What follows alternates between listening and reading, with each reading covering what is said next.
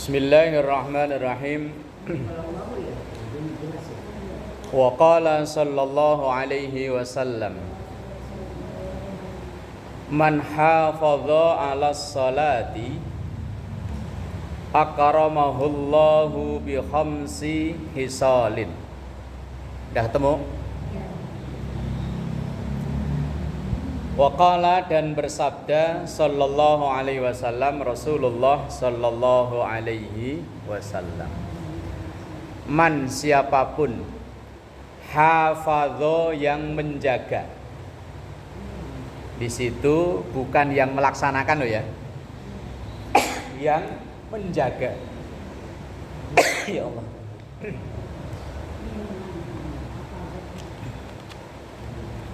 Lah, apa bedanya antara yang melaksanakan dan menjaga? Teks hadisnya di situ yang dimaksud atau yang diharapkan di sini adalah menjaga sholat, yaitu artinya orang yang tidak sembrono dalam sholat, dari sebelum sholat, ketika sholat, dan sesudah sholat. Itu yang namanya hafadho. Kalau fa'ala itu orang yang melaksanakan, tapi kalau hafadho itu orang yang menjaga. Misalnya, mulai dari sebelum sholat, wudunya enggak sembrono, hati-hati. Enggak, kalau wudu cuma epek di sini doang, sini enggak. Terus kadang ada yang wudu mukanya ditabokin. Nah, ini kalau yang kena air kan cuma sini doang, sini enggak. Padahal orang berwudu itu wajibnya mulai dari tempat tumbuhnya rambut sini sampai kuping kanan kiri sampai bawah. Kalau yang ada jenggotnya kayak begini ya harus dibasahin. Jadinya ya harus begini. Kalau cuma yok, wah. Nah iya, kadang tangan itu kan padahal harus sampai sikut.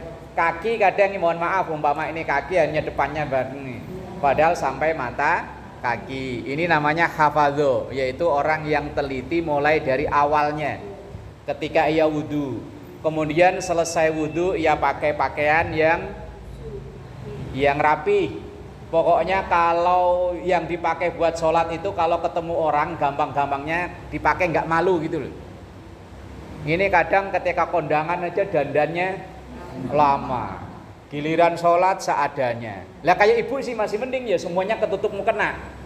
Mau ya daleman kayak apa kan, yang penting kan luarnya mukena. Lah kalau laki kadang kondangan rapi, pakai batik, celana rapi, giliran mau sholat malah batiknya dilepas, tinggal pakai kaos yang segini, yang putih itu, daleman yang putih. Ya bukannya nggak boleh, boleh.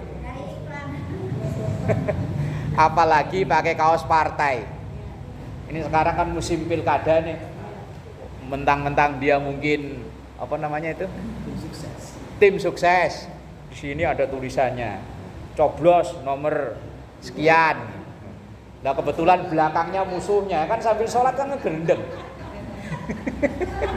Umpama yang di sini tim sukses nomor 1, belakangnya tim sukses nomor 2, belakangnya lagi tim sukses nomor 3. Lah sambil sholat kan sialan, musuh ini depan. Laki, kalau perempuan mah semua insya Allah rapi kan, mau pakai mukena. Cuman yang permasalahannya itu mukena yang dipakai yang dulunya putih, cuman ininya ini udah ini nih. Kalau orang Jawa bilang lemuen. Ini loh. Iya, yang dulunya putih karena seringnya kepake, wajah ini basah kan, lama-lama jadi bintik-bintik loh. Bukannya nggak boleh, yang penting tertutup, cuman yombok yao yang rapi gitu loh. Nah, mau kondangan aja rapi kan. Iya. Timbang mau makan nasi sepiring sama pisang segini aja rapi ya. Lah kita kalau kondangan yang dimakan apa? Ya paling sama bakso isinya 2 biji sama tahu. Udah itu aja dandan berjam-jam. Mosok mau ngadep Allah kok. Nah, hafadho itu mulai dari wudunya, pakaiannya diteliti, tempatnya, terus seterusnya, mulai dari takbir Allahu Akbar sampai salam, sampai nanti selesai sholat. Itu yang dimaksud dengan hafadho. Man hafadha 'alas sholati, siapa yang menjaga salatnya. Akramahullah, maka Allah akan memuliakan orang tersebut bi khamsi hisalin, dengan 5 perkara. Orang yang menjaga salatnya, Allah akan menjamin 5 hal dari orang tersebut. Apa itu yang pertama? Yarfa'u anhu dzikal aishi. Dzika itu kadang dibaca dzoika, tapi di situ tertulis dzika. Yarfa'u anhu dzoikal aishi atau dzikal aishi. Yarfa'u, Allah akan menghilangkan anhu dari orang tersebut dzikal aisi, sempitnya kehidupan, sempitnya penghidupan. Maka kalau kita merasa akhir-akhir ini mungkin kok pikiran agak ruwet, apa-apa kerasa sempit, yang dikoreksi pertama, sholat saya akhir-akhir ini jadi tambah baik apa tambah rusak. Ya mungkin dulunya baik, dulunya. Mungkin sekarang karena mungkin imannya lagi nurun, sholatnya ikut nurun. Nah, maka ketika kita ngerasa dalam keseharian kita ini kok pikiran kerasanya sumpek. Sumpek itu bahasa orang lontar apa ya? Sumpek ya, sama ya. Pikiran itu kayaknya tuh nggak enak loh. Sumpek bukan sumuk. Lah iya. Pikiran itu kayaknya nggak enak loh. Kayaknya terus nggak nyaman loh pikiran. Ruwet. Ngerasa kayaknya hati, pikiran ruwet, kayaknya apa-apa serba sulit. Nah, jangan nyalain orang. Koreksi yang pertama dulu, dicek pertama sholatnya. Kalau memang sholatnya bagus, insya Allah pikiran itu ya tenang, adem. Tapi kalau sholatnya udah mulai berantakan, mulai rusak, yo hati-hati, yo siap-siap, urusan hidupnya juga mulai ruwet. Dzaikal aisy itu artinya ruwetnya kehidupan. Itu akan dijamin dihilangkan oleh Allah bagi orang yang mau menjaga sholatnya. Suntuk, sumpek, ndak karuan itu pokoknya hilang dengan sholat. Rasulullah Shallallahu Alaihi Wasallam ketika beliau terkadang yang namanya manusia itu lah ya nggak lepas dari problem loh ya, masalah loh ya, ada siapapun kan masalah pasti ada. Ketika permasalahan yang dihadapinya begitu banyak, Rasulullah itu yang dirindu-rindukan Bilal datang mengumandangkan azan. Lah kalau adzan kan otomatis sholat. Lah sholatnya itu untuk ngilangin ruwetnya itu. Kalau kita ngaruh nggak ya? Apa sama aja? Oh, kadang kalau kita ngilangin ruwet malah jalan-jalan ke puncak, tambah ruwet dong, jalannya macet. Lah iya, healing. Yo boleh katanya sekali-kali ngilangin suntuk, jalan-jalan ke villa ke puncak. Kena macet. Kena buka tutup. Iya. Setengah mati nyari duit. Katanya jalan-jalan ngilangin stres. Giliran pulang stres lagi, wong duitnya habis. Lah iya. Nyari duit sampai stres, giliran dapat duit ngilangin stres, pulang pergi jalan-jalan, giliran pulang tambah duitnya habis. Lah engkau di tempat hiburan kalau di sini ini berapa? 3.000 ya? 2.000. Kalau di tempat hiburan berapa? 5.000. Iya 5.000. 2 kali lipat kan lebih. Iya kayak pop mie biasanya kalau di gini berapa? 5.000 ya? 6.000. Kalau di tempat hiburan 15 tuh malah kan bukannya ngilangin stres malah tambah stres ya. Iya. Begitu nanya berapa bang? 15. Ya biasanya goceng. Kopi biasanya 3.000, 10.000. Pokoknya ngilangin mumet malah tambah mumet. Lah kalau yang diajarkan oleh Rasulullah ngilangin mumet, perbaiki salat. Kemudian yang kedua, wa adzabal qabri, azab kubur. Ini sesuatu yang gaib yang kita juga dituntut untuk percaya, karena yang menginformasikan ini Quran. Quran kan sudah bilang dalam ayat yang ibu semua hafal, dzalikal kitabu la raiba fi, bahwa dalam Quran itu kita nggak boleh ragu, yang menjadi petunjuk bagi orang-orang yang hudal lil muttaqin. Lah orang muttaqin itu alladzina yu'minuna bil ghaibi, orang yang iman percaya dengan adanya yang gaib. Termasuk gaib itu nikmat kubur, siksa kubur. Karena nikmat kubur, siksa kubur nggak bisa dideteksi dengan panca indera.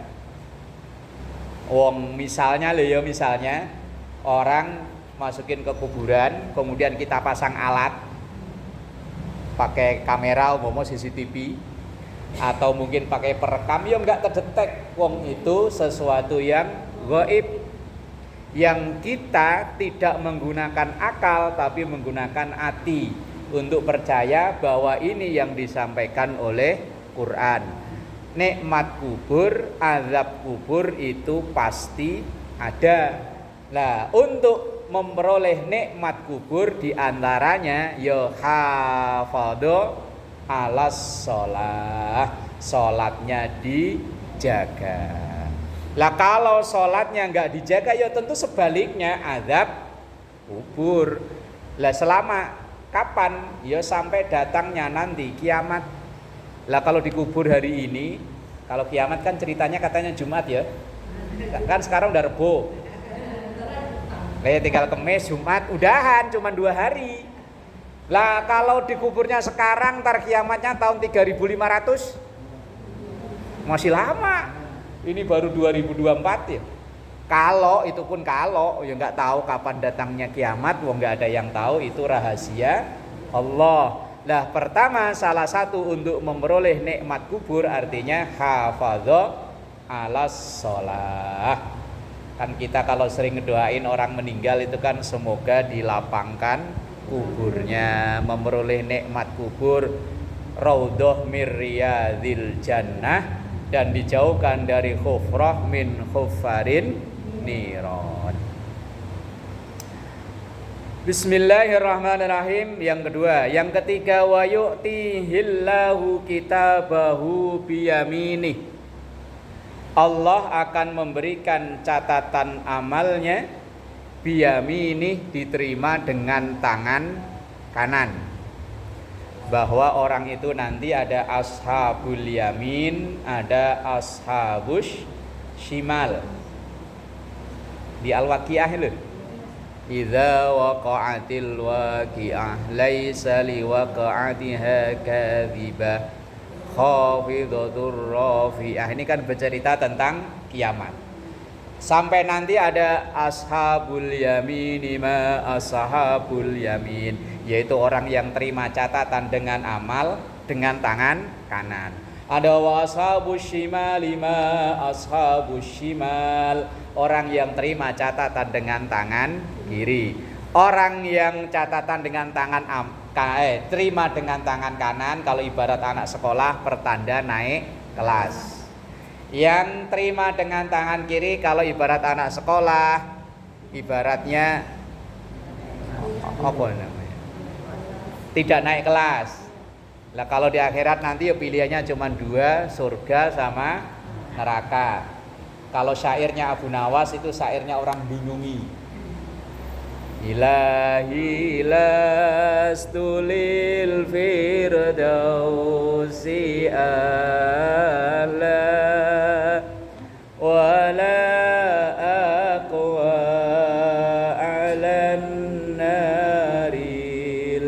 jahim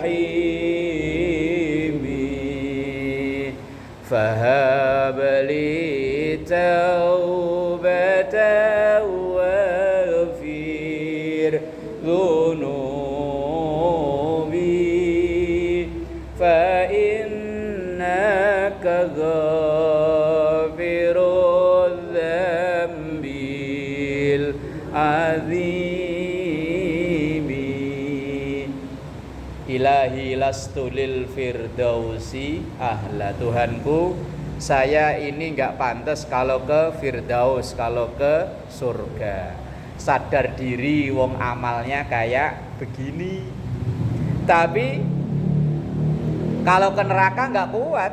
Wala aqwa 'alan naril jahim, neraka nggak kuat. Wong sekarang aja kalau di jalanan di luar kerasa panasnya Bu Haji ya. Kalau pas di Budi Dharma adem ya, adem Budi Dharma. Kanan kiri orang kuburan ya. Cuman kalau pas lewat jalan cacing kan ya Allah, saya tadi dari rumah habis sholat duhur udah macet, biasanya nggak macet, hari ini macet, panas mantep. Begitu masuk ke sini ces adem. Lah iya, itu baru panas matahari di dunia. Api di dunia itu per 1/70 dari api neraka. Jadi api sekarang nih yang kita pakai buat masak, buat macam-macam, itu hanya 1/70. Jadi panasnya api neraka itu 70 kali lipat dari panasnya api di dunia. Maka kalau Abu Nawas bilang fala aqwa 'alan naril jahimi, kalau masuk neraka yo enggak kuat. Surga enggak pantas, neraka enggak kuat. Nah, terus maunya kemana? Wong pilihannya cuman 2. Ya, lanjutannya fahabali taubatan waghfir dzunubi. Ya Allah, yang penting kau terima tobatku dan kau ampuni dosaku. Lah kalau tobat diterima, dosa diampuni, ya ujung-ujungnya surga. Ibarat orang mau minjem duit nih bahasanya muter. Enggak to the point, pinjem duit dong, enggak, muter dulu. Ngobrol dulu, diambil hatinya dulu, ntar ujung-ujungnya ada 100 dulu enggak? Pinjem 100 biar silaturahmi enggak putus. Bahasa anak-anak sekarang kan gitu ya. Lah Abu Nawas minta surga sih ujung-ujungnya, cuman muter dulu, ya Allah, kalau ke surga kayaknya enggak pantas, amal saya begini, ke neraka enggak kuat. Lah terus ya udah lah, yang penting dosa ampuni, tobat diterima, ujung-ujungnya yo surga. Lah orang yang menjaga sholatnya akan ada jaminan amal, buku catatan amal diterima dengan tangan kanan. Kemudian yang keempat, wa yamurru 'alas sirati kal barqi. Wa yamurru, dan akan melewati, 'alas sirati, ke jembatan, kal barqi, seperti kilat. Semua orang yang akan memasuki ke surga akan melewati jembatan yang umumnya disebut siratal mustaqim. Nah, melewatinya itu macam-macam. Ada yang kal barqi, seperti kilat yang nyamber. Umpama ini bayangan aja, bayangan umpama surga di sini, ini neraka, jembatannya kan di atas ini. Yang konon katanya lebih kecil daripada rambut yang dibelah jadi 7. Apalagi kita yang jalan ada berat begini ya Bu ya. Jembatan lebar aja kayaknya merinding. Lah ini kecil. Nah, iya kecil. Jauh lagi kan bawahnya neraka, resiko kecemplung neraka. Ini jalan dari sini umpama ini nyampe ke sini. Ada yang nyampe. Ini yang hafadho ala sholat, yang sholatnya bagus. Ada yang diceritakan orang yang nanti kurban akan mengendarai hewan kurbannya. Tapi jangan dibayangin kayak jalan-jalan ke Islamik naik kuda gitu, enggak. Lah kalau dibayangin kayak begitu, umpama kurban kambingnya kecil, terus kita badannya gede, Lah kambingnya gimana jalannya kalau kita taikin? Lah kambingnya ya aduh berat amat sih. Lah iya. Lah terus apalagi yang kurban sapi berapa orang biasanya? 7. Sapinya 1. Kecil juga. 7 orangnya gemuk-gemuk. Hah? Apa itu dilangsir satu-satu? Dianterin satu, balik lagi, satu, balik lagi? Enggak jangan dibayangkan kayak seperti itu, enggak. Kita tetap melewati itu, cuman dipermudah dengan amal kita. Entah dengan kurbannya, dengan bantu bangun musola, bantu dengan tetangga kanan kiri yang dibutuhkan. Nah itu nanti yang bantu cepet nyampe yang nanti jadi kendaraan kita. Lah orang yang hafadhu 'alas shalah itu nanti yamurru 'alas sirati kalbarki. Kemudian yang kelima, wa yadkhulul jannata bighairi hisab. Akan masuk surga tanpa hisab. Hisab itu apa? Pengadilan. Kalau ibarat orang bermasalah itu pengadilan. Lah pengadilan itu ada yang ruwet, ada yang cepet. Kalau dulu ada pengadilan ruwet itu kasus yang racun sianida. Masih ingat gak Bu? Yang Jessica Wongso apa siapa itu dulu loh. Terus yang sekarang yang kemarin ruwet lagi yang Cirebon. Yang anak sekolah itu loh. Vina ya. Ruwetnya nggak karuan. Boh sekarang gimana nggak tahu kok. Masih nongol nggak berita di TV? TV saya nggak ada gambarnya ya nggak tahu ya. Kan persidangan tapi kan ruwet ya. Ada yang persidangan itu cepet, bet putus. Kalau memang penjara ya penjara, bebas ya bebas. Lah nanti di akhirat ini ya sama, kita akan dihadapkan dengan pengadilan. Hakimnya langsung Allah, alaihissallahu bi ahkamil hakimin. Allah nanti yang akan menghakimi, memutuskan dengan seadil-adilnya. Kalau di dunia pengadilan banyak, tapi kadang keadilan susah. Wong kadang bahasa plesetannya kan KUHP. Kasih uang, habis perkara. Asal ada uang yo beres, kalau nggak ada uang yo ruwet. Kadang kita Indonesia gimana ya, apa negara lain apa ya sama apa ya. Lo ngurus apa-apa kalau ada duit itu gampang. Ini cerita dulu waktu saya pertama bikin SIM. Saya sama temen ini nyoba untuk jalur resmi. Lah saya karena udah ceritain orang katanya ruwet, udah langsung pokoknya bayar orang. Saya datang ke Dan Mogot sono itu yang Kalideres, datang cuman duduk aja sambil ngopi, sambil ngerokok, nyantai, tahu-tahu dipanggil, "Pak, foto." Udah jadi SIM. Sementara teman saya, teman akrab, dia pengen jalur resmi nyoba. Ujian berkali-kali nggak lolos.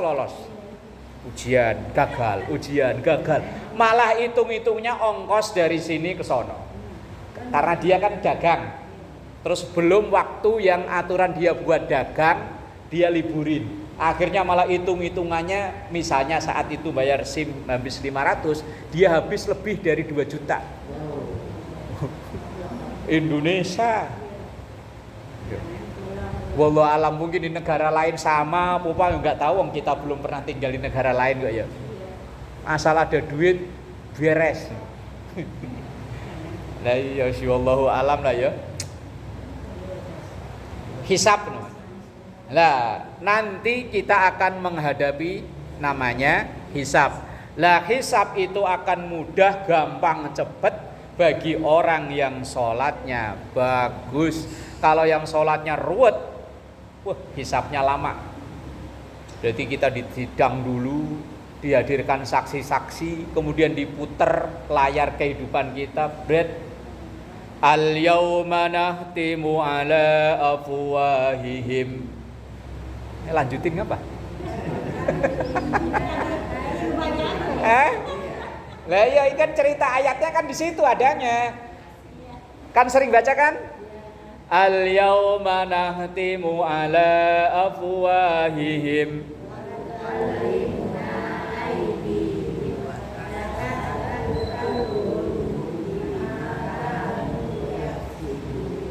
Hafal ya. Saya gak akan nanya ayat berapa, pokoknya hafal. Al-yauma, hari itu nanti semua kita pasti ngalami. Nahtimu ala afwahihim, mulutnya dikunci. Wa tukallimuna aidihim, tangan yang ngomong. Wa tashhadu arjuluhum, kaki yang jadi saksi. Bima kanu, dari semua apapun yang kita lakukan. Mulut sih bisa ngeles, bukan saya yang ngambil, enggak. Kata tangan, woi saya suruh ngambil ini nih. Terus enggak, saya enggak jalan ke sono, saya ke sono. Ngomong ini. Terus ini enggak bisa ngelak sama sekali, karena ini yang ngomong, ini yang jadi saksi. Lah nanti langsung ditimbang. Wa amma man sakulat mawazinu fahuwa fi 'ishatir radiyah. Terus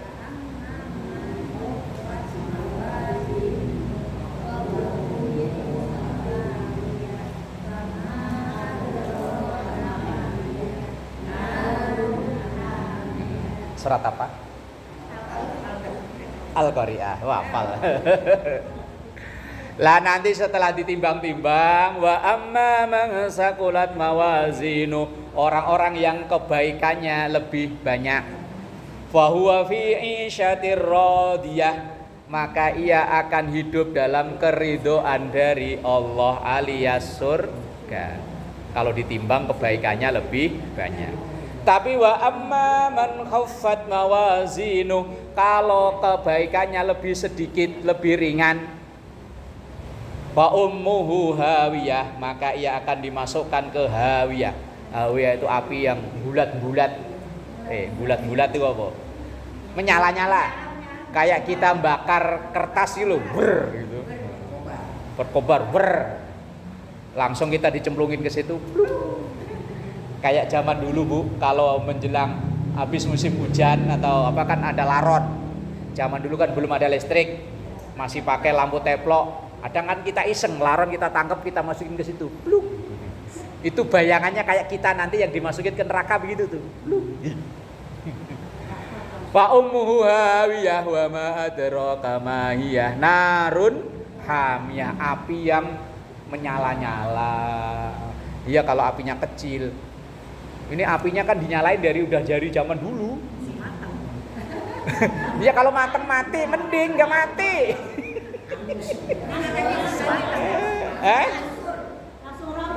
Kullama nadijat juluduhum baddalnahum juludan ghairaha liyadzuqul adzab. Ketika orang-orang itu yang kurang ajar itu dibakar, kulitnya kebakar habis, tiba-tiba diganti lagi dengan kulit yang baru. Ibu pernah nonton film Tom and Jerry gak? Saya demen banget itu. Yang tikus sama kucing kejar-kejaran mulu itu. Itu kok genjat gepeng, nggak mati kan ya? Hidup lagi. Masuk ke peralon tiba-tiba jadi bulat, hidup lagi. Itu nanti orang di neraka itu kayak gitu, nggak habis-habis. Digecek sama malaikat, buk, gepeng, nongol lagi. Yang dibakar kebakar habis, nongol lagi. Kullama nadijat juluduhum baddalnahum juludan ghairaha. Orang yang dibakar di api neraka itu kulitnya kebakar habis, begitu habis tiba-tiba ada lagi. Liyadzuqul adzab, supaya orang itu merasakan pedihnya azab. Nah, kalau dibakar langsung mati selesai. Udah selesai. Lah ini enggak selesai terus. Kapan? Khalidina fiha. Ayatnya ka innalladzina kafaru min ahlil kitabi wal musyrikina fi nari khalidina fiha ulaika hum syarrul. Ayat Quran itu kan saling berkaitan itu. Sekarang ini kita lagi nyusun laporan biar nanti persidangannya gampang. Sekarang ini loh, ini kita lagi bikin laporan, apakah nanti rapot kita itu bagus opo enggak. Lah kalau nanti kok hasil persidangan rapotnya bagus ya wes sono. Ya merah mah pasti ada. Enggak mungkin enggak ada, enggak mungkin. Kalau rapotnya Rasulullah itu enggak ada, kalau rapot kita pasti ada. Cuman kan nanti ditimbang. Kira-kira yang jomplang ini yang kanan opo yang kiri. Kalau Rasulullah udah pasti. Lah kalau kita ini kalau kanan ya nanti makanya ditimbang.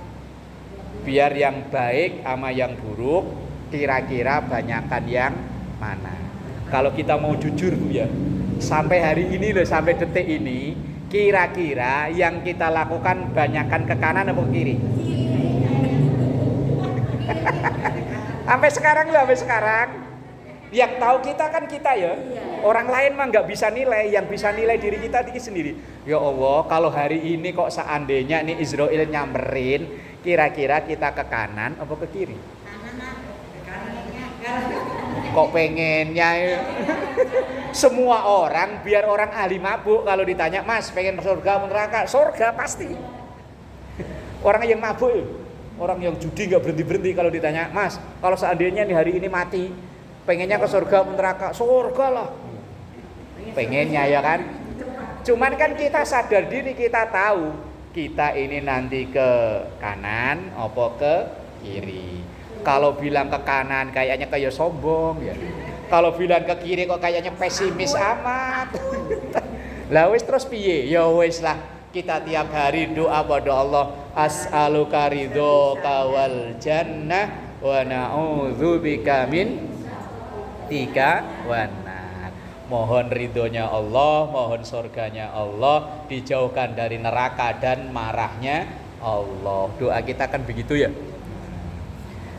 Lah orang yang sholatnya bagus itu tadi wa yadkhulul jannata bighairi hisab. Insyaallah wong ini yang menyampaikan Rasulullah, hadis Rasulullah, kalau sholatnya dijaga dengan benar-benar, insya Allah proses persidangannya enggak bulet, gampang. Biar sama-sama di sidang, kalau gampang itu kan enak. Kayak ibarat orang lagi kuliah, kalau ngadapi sidang ujian skripsi, kalau enggak bulet lah ya enak. Kadang itu ya bulet ya. Ditanya ini sumbernya dari mana, ini gimana, bulet nanyanya. Nah itu yang ngadapi sama-sama makan nasi. Nanti bisa di belakang bisa diajak ngopi bareng di kantin. Lah nanti kan di sono nggak bisa, nggak bisa dinego masalahnya. Kalau persidangan dunia sih masih bisa dinego ya. Lah kalau di akhirat kan ya wes masing-masing sendiri. Wallahu a'lam bishawab. Al-Fatihah.